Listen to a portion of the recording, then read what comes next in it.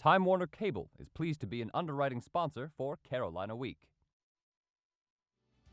Coming up on the October 1st edition of Carolina Week. I'm Chris Neal, and I'll show you how the national debate is playing out here on campus. Plus, the economy makes investors nervous, but do we need to worry about university money?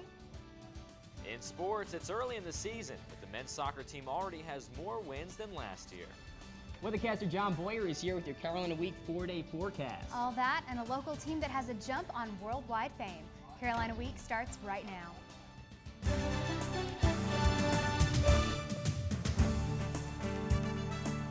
From the James F. Goodman Studio in the School of Journalism and Mass Communication at the University of North Carolina at Chapel Hill, connecting campus and community, this is Carolina Week. Hello and welcome to the Wednesday edition of Carolina Week. I'm Carly Swain. And I'm Jason Kahn. Thanks for joining us. The markets have started to rebound after an historic crash on Monday, but the financial crisis isn't over. The House said no to the $700 billion bailout plan, sending the stock market to its worst one-day point drop in history. Investors are worried the financial turmoil will further weaken an already unstable economy. The Senate is expected to vote for a revised plan Wednesday evening, but the House will still have to approve it. Economics professor Ralph Burns believes the financial crisis will especially affect students prospecting for jobs. I would not want to be a student graduating this year. I think that what we're going to see is we're going to see a pullback on recruiting by corporations. And many fear a pullback on charitable contributions. When people give, they want their money to have maximum impact. Garrett Barosian tells us that isn't a problem here at Carolina. Jonathan King is president and CEO of UNC's management company. He and 23 colleagues share the same visions. Those investment visions include maximize investment returns by diversifying the UNC portfolio, perform in the top quartile of university endowment funds, and distribute 5% of the $2.53 billion market value toward UNC's financial aid packages and professorships. We do a lot of global traveling. We have had people in India, China, Russia, Brazil, all around the world in the last 6 months. King and his staff meet with owners native to foreign countries who can provide personal insight about that country's stock market. Elizabeth Dunn is Senior Associate Vice Chancellor for University Development. She says donors continue to give to UNC even in times like this. This university is so successful in fundraising because it's a great university and its alumni love it. I'm a graduate of the institution. I know what people feel when they think about making a gift to this university. There's no question in my mind that great stewardship, great investment performance really makes donors feel more comfortable here and give more money here. In the 2007-2008 fiscal year, UNC investment return rates were 21 percentage points higher than the S&P 500 and nearly 10% higher than the returns on most colleges and university endowments. In the past 5 fiscal years, the return rates were 16%, 15.5%, 19.2%, 23.4%, and 8%. So whether it's Wall Street or UNC, solid money management skills are essential. In Chapel Hill, I'm Garrett Barosian, Carolina Week. King says the key to UNC-MC success is mitigating risk through diversification. Seniors at the business school are already trying to line up jobs for after graduation, and they're worried the economy will hurt their chances. Alikala Apulapati is graduating in just 8 months. She and her classmates are working hard during the school year, taking rigorous courses, juggling exams, and going to job interviews. A business degree usually leads to a pretty good job right out of college, but this year's business seniors are facing a lot of uncertainties. Everyone is on the edge of their seat. They're not sure if there's going to be a job that's available just because there's all these rumors going around that recruiting is going to be so much less. Alikala does have a job offer, but a lot of her classmates don't and are just hoping that some jobs are available in May. When things are tough economically, some people start hiding money under the mattress. But reporter Gervais Hagerty says some people decide to gamble just a bit more, hoping for a big payoff. UNC senior Kevin Coletta buys a few lottery tickets a month. Kevin's purchases, along with countless others, have contributed to the 25% rise in lotto sales. I usually buy the $2 or sometimes the $3 one. The $3 one's the crossword, and that one's just actually really fun to play. I won $20 off that one last year. Winning $20 won't make people rush out to buy tickets, so how can we explain the spike in sales? Does a poor economy send people to try their luck on their last buck? I don't think so at all. I think people really see it as fun. There are going to be those exceptions to that rule, but I do think for the most part people understand that it's fun. Walker says lotto sales are up because they're now offering bigger prizes. But she says there's a smaller increase in sales than was expected, and that she blames on the economy. Well, we anticipated that we would have much higher growth at this point in time, but then we got hit with higher gas prices and the economy. So it turns out consumers purchase lottery tickets like most other goods, scaling back when the wallet thins. Still, many players scrounge up the change to buy the lesser expensive scratch-offs. I thought I'd try my luck, so I got this ticket for $1. Oh, bummer, I got nothing. But at least I know the money I spent on this ticket goes to a good cause. We are just thrilled that we have contributed $725 million, over $725 million to education so far. Well, my friend actually just told me he got a scholarship from the North Carolina Education Lottery, so I just tell him I'm just trying to give him money. A noble thought, but how many people play the lottery to help their friends through college? We play for the chance to hit big when we can afford it. In Chapel Hill, I'm Jervae Hagerty, Carolina Week. In an average week, North Carolina citizens buy $22.3 million worth of lottery tickets. We've definitely heard a lot about how candidates plan to get our economy back on its feet.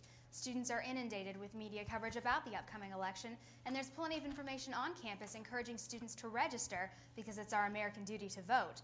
But how important do students believe voting is? I think it's extremely important for all students to be voting. You know how everybody thinks that their vote doesn't count? If everybody thinks that way, then it really doesn't. But if everybody votes, then your vote definitely counts. Yeah, I definitely think it's an important part of a student to, go into that political aspect and to vote. We are, the future generations that influence society. I think that the young voice is a voice that hasn't been heard in Washington for a very long time. If you're a student, you need to vote if you can vote, because the young people, especially here in North Carolina, are going to make the difference in the election. And just like those students, many others are very interested in politics. Chris Neal joins us now from the newsroom to talk about the divisive presidential campaign. Chris? Carly, two UNC organizations brought the national contest closer to home with a very loud and very heated debate of their own. The race between Barack Obama and John McCain has a lot more people paying attention to politics these days, including college students. The young Democrats and college Republicans squared off in a team-style debate and addressed national issues that will decide this election. Never in a national election have we faced so many crises at home and abroad as we do right now. I think John McCain represents the best of two options between John McCain and Barack Obama. I'm voting for Barack Obama because I feel like he has the change that we need for America, and I feel like he'll bring the parties together rather than continuing on a bipartisan stance like for the past 8 years. Barack Obama is not adequately experienced to govern our country in a time of war with respect to foreign policy. John McCain has 30 years experience in that area. Obama hasn't finished one term in the Senate. I'm voting for Barack Obama because he's really going to bring about the economic, the energy, and all sorts of change that we need in this country. About 300 gathered at Murphy Hall to watch the debate. The two groups argued several issues, including the economy, health care, immigration, and the war in Iraq. Although the crowd was slightly skewed toward the Democrats, college Republican Brian Winand was determined to express his conservative ideals. I vote for McCain because I think he offers the best chance for that turnaround and return towards the foundational principles of limited government and personal responsibility. Election Day is about a month away, and the debate provided students with the chance to get better acquainted with both presidential platforms. Chris, why are college students taking such an interest in politics this year? Well, Carly, there are a lot of pressing issues, and this is the first time many of us will get to vote in a presidential election. So a lot of students are excited about that. Chris Neal reporting for the newsroom. Thank you. Halloween is just around the corner. It is, but will you be able to party on Franklin Street this year? We'll take a look at what local officials and businesses are saying about the Fright Night festivities.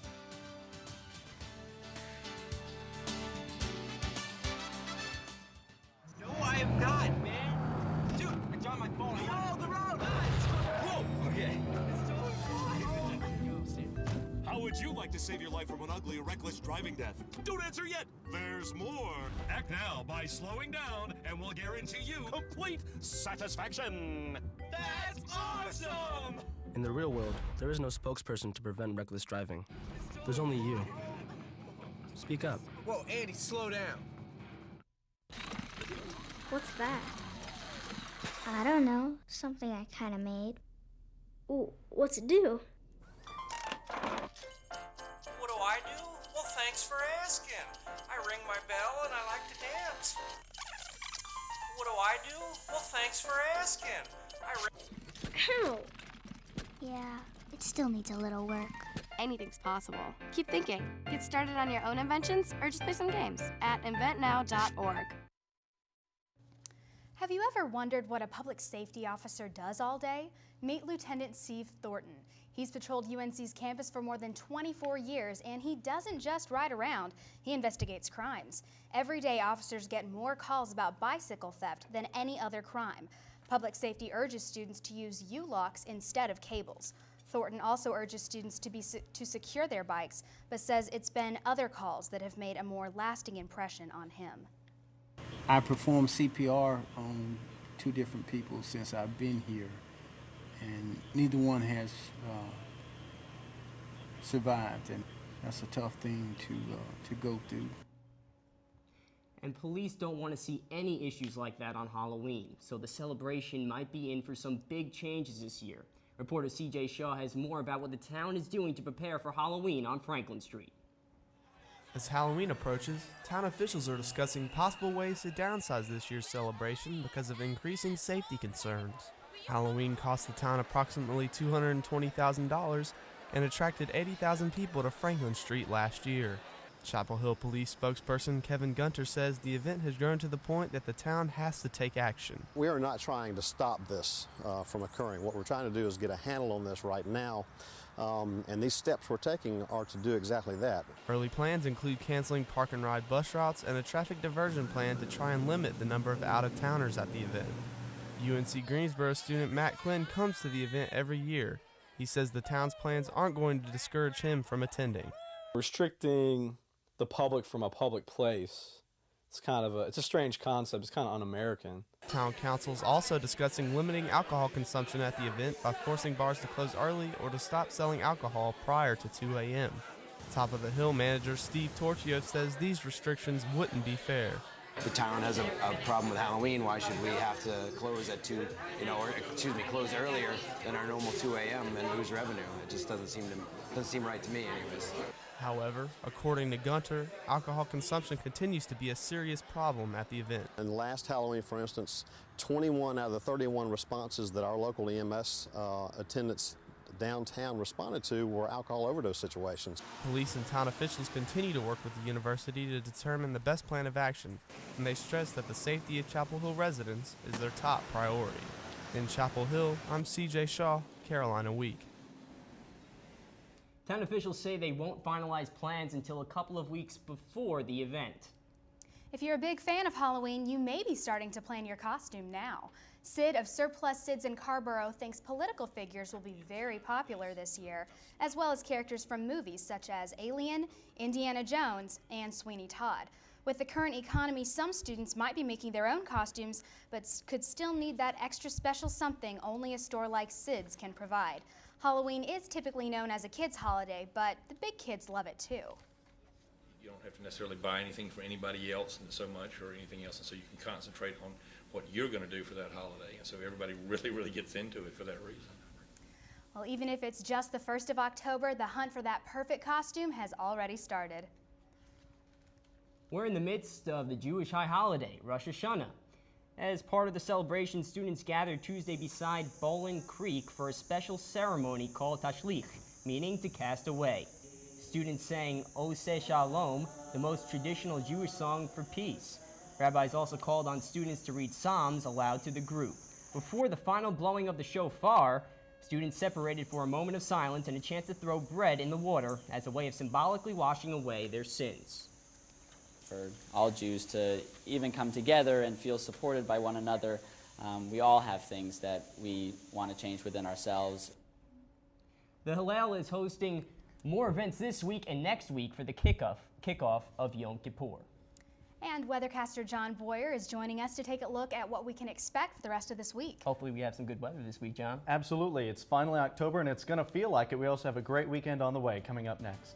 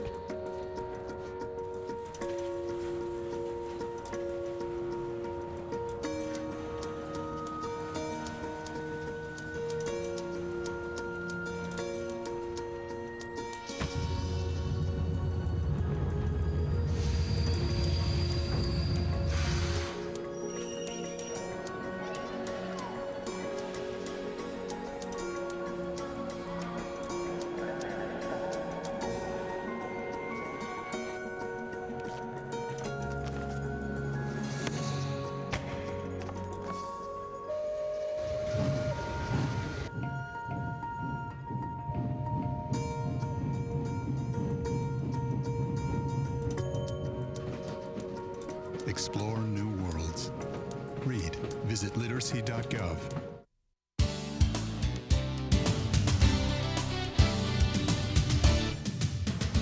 And welcome back to Carolina Week. I'm weather forecaster John Boyer here with a look at your forecast. The big news is that those showers and pesky thunderstorms we've had out and about earlier this morning, tonight, and this afternoon, they're on their way out. So we have sunny skies ahead for the weekend and a little bit of a warm-up, even though it's going to feel nice in the mid-time. So let's take a look at the North Carolina satellite and radar. You see some showers and storms just to the east of Raleigh. Some of those were severe this afternoon, a few tornado warnings, but that's all east of Chapel Hill, and you see it moving to the east. When we zoom out to look at the national satellite and radar, you see it's part of a cold front with showers and storm activity spreading all the way from New England down to about South Carolina, and you see the general motion is eastward, which means it's going to be out of our hair soon. Out behind it, this is a giant area of high pressure, which is going to take control of our weather for the next few days. You see the surface map for tomorrow shows that cold front is pushed well offshore, and the high pressure is now set up camp for at least the next several days. Now, if you pay some attention to the top right corner of your screen, you see a little area of low pressure. That is subtropical storm Laura. And it's very unusual because it's forming well far north for what a subtropical storm would this time of year. It's actually off the coast of Canada. If we take a look at the satellite and radar of Laura, yes, you see it's not as well defined as you would see a storm in, say, the Gulf of Mexico or Caribbean. It's not going to be a big problem for any landmass. It's going to move on east to Europe and weaken. So like I said earlier in the show, it is the first day of October. So I wanted to take a special look at what we can generally expect during the month of October here in Chapel Hill. Now, the average high temperature for this time of year is 72 degrees. The average low temperature is around 48 degrees. Now, it does fluctuate some, but you'll find that our forecast has temperatures remarkably similar to this. And during an average October, the triangle sees about 3.2 inches of rain, which is pretty good news, but we're doing good on rain for this time of year. So if you're staying in North Carolina over the weekend, you'll see that temperatures are going to be fantastic. 67 in Boone or anywhere in the mountains, 78 down at Carolina Beach, with sunny skies, and Sunday is going to be a lot similar to the way Saturday looks here all across the state. So a great day to go out and about, or a great day to stay at UNC as we're taking on UConn Saturday night at 7 p.m. Kickoff temperature is going to be around 70 degrees, a little warmer while you're tailgating, but some clear skies. By the time the fourth quarter rolls around, and hopefully a victory too, temperatures will have settled down to around 60 degrees. So the 4-day forecast for Chapel Hill and the Triangle shows that temperatures are starting off cooler tomorrow thanks to that cold front pushing through, 70 degrees with sunny skies. But look at that morning low on Thursday morning, 46 degrees. Yikes, that is going to be chilly. Friday warms us up a little bit to 75 degrees and then coasting on into the 80s by the time Sunday arrives, but overall, a great forecast. Well, it sounds like all that gloom and doom weather is finally out of the picture, and that's nice to hear, John. At least for a week. Thanks, John. Really appreciate it. Facebook recently got a facelift, and not everyone likes the new look. Students logging into the popular networking website will notice many changes. New page layouts and applications highlight the most noticeable changes. Most people prefer the old look and the way features used to work. I guess I like the old one better. It was easier to use. I don't really like the new Facebook because I just think it's very hard to navigate and it's not very user-friendly. It has too many features and I don't like it. Despite the recent changes, millions of students still log on every day. Now, I'm wondering if there's a new Facebook group for Cam Sexton. A fan group, perhaps. Walter, we know he's garnering a lot of support. You've got a little football news for us. That's right. Cam Sexton stepping up big time for the football team. We'll see where this goes. We still have some time to find out. Absolutely. Coming up in sports, Tar Heel fans hope Cam Sexton can keep the Huskies on a short leash on Saturday.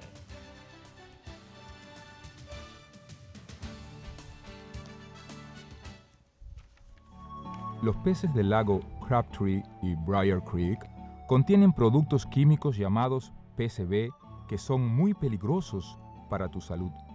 Por eso, cada vez que pesques, siempre devuelve los peces al lago. No te olvides. Para más aclaración, llama a la línea de información y referencia al siguiente número o visita la siguiente página. Gracias. Hey guys. Ooh, I've been looking for that. Has Legal seen this? Yeah. Cheryl, what happened to your, Oh, yeah, I know. If it gets any worse, I'll have it checked out. Worse? How could it get worse? Yeah, maybe we should call somebody? I'm fine. You wouldn't ignore this, so why ignore the signs of a stroke? At the first warning signs, call 911 immediately, because time lost is brain lost.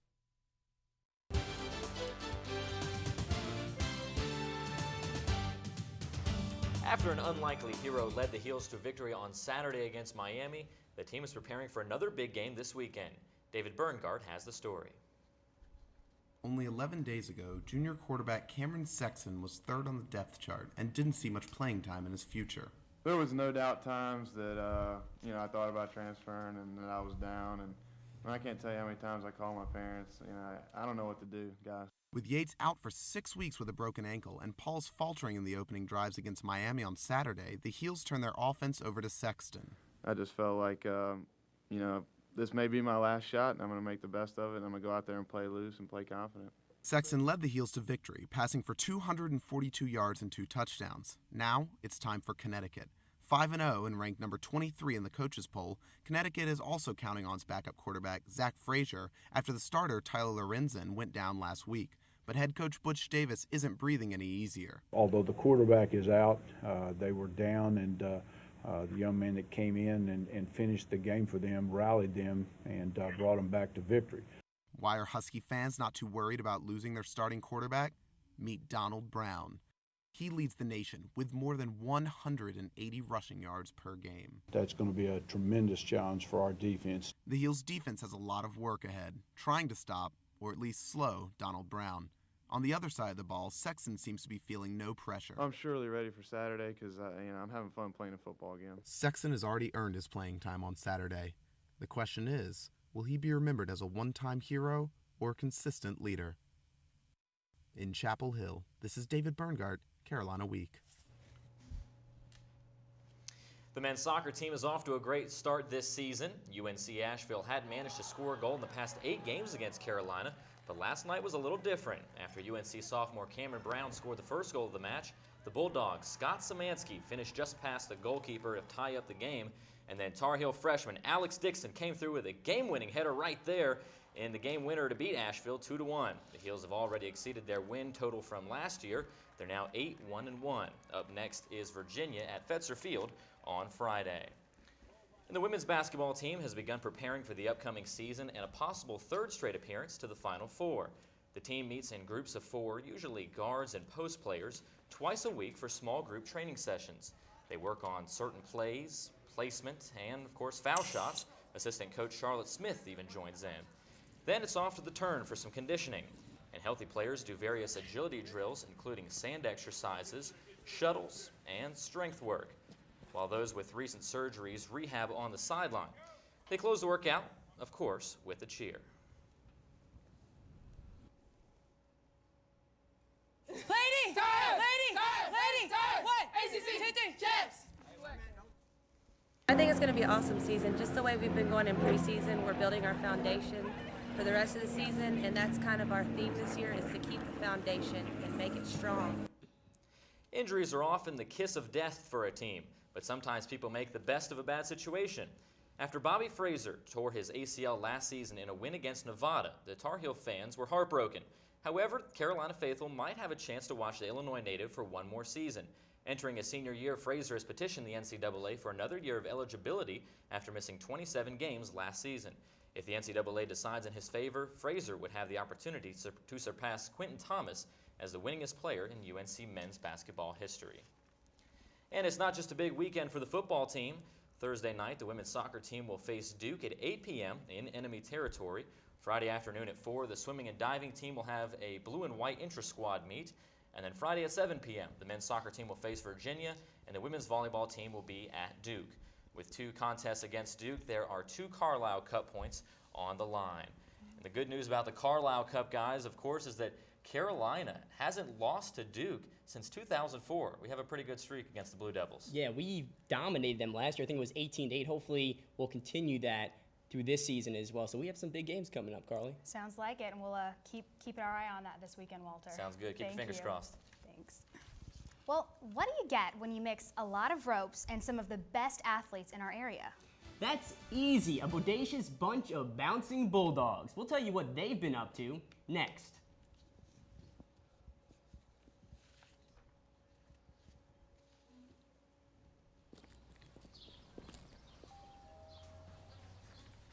Mr. Murphy, Ed McMahon. We're starting up the neighborhood watch in this area, and here's all. Stevie, get down here, please. No, it's just it. It's just. 5, 6, 7, 8. That's really cute. Help play a part in the safety of your community. To find out how you can start or join a neighborhood watch, log on to usaonwatch.org. If you have a story idea, contact Carolina Week at 843-8292. You can also visit us online at carolinaweek.org. If you have questions about this program, write Carolina Week at Campus Box 3365, UNCCH, Chapel Hill, North Carolina, 27599. Which is the most famous sports team based in Chapel Hill? Well, if I'm not mistaken, it should be Roy's Boys, right? Nope. What about the women's soccer team? Nope. How about the rejuvenated football team? That's not it. Bethany Tuggle tells us if we're talking international reputation, the answer is none of the above. Meet the Bouncing Bulldogs. This 5-time national champion jump rope team is proof that rope skipping isn't a simple schoolyard game anymore. It's a sport. They can flip, they can tumble, and man, can they jump. Timothy Martin has been on the team since he was 4 years old. He says one of his favorite parts is being able to teach the younger kids what being a bulldog is all about. I just absolutely love working with kids, seeing the smile on their faces when we jump and when we teach them, and just knowing that we're making a difference in their life. After seeing all the fun the team was having, I thought I'd try it too.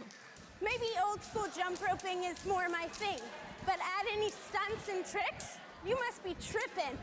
Mary Benton knows it takes more than a few tries to master the skills. She's been jumping for 10 years and has come to love not only her sport, but the people she does it with as well. Our team's a lot more like a family than most sport teams that I've ever been involved with. You know, our coach is like our second dad, and like the older kids really did a good job of raising us and teaching us everything we know. And the Bulldogs have taken many trips around the world together and were even able to hop on over to Beijing this summer. It was especially cool to be there when the Olympics were there. I think that's a once-in-a-lifetime experience. Martin also enjoyed his experience in China and the opportunity to learn from the people he met. And to take a part of their culture and to fuse it with ours, you know, to make ours even better. It was the best part. No matter where they go, the members of this team have determination and a love for their sport. Ready, set, let's go. They're an inspiration to the crowds of people who gather to watch them in amazement as they become a part of the extended Bulldog family. In Chapel Hill, I'm Bethany Tuggle, Carolina Week. Well, that's truly amazing, and that's a great way to end this edition of Carolina Week. Thank you for watching. Good night.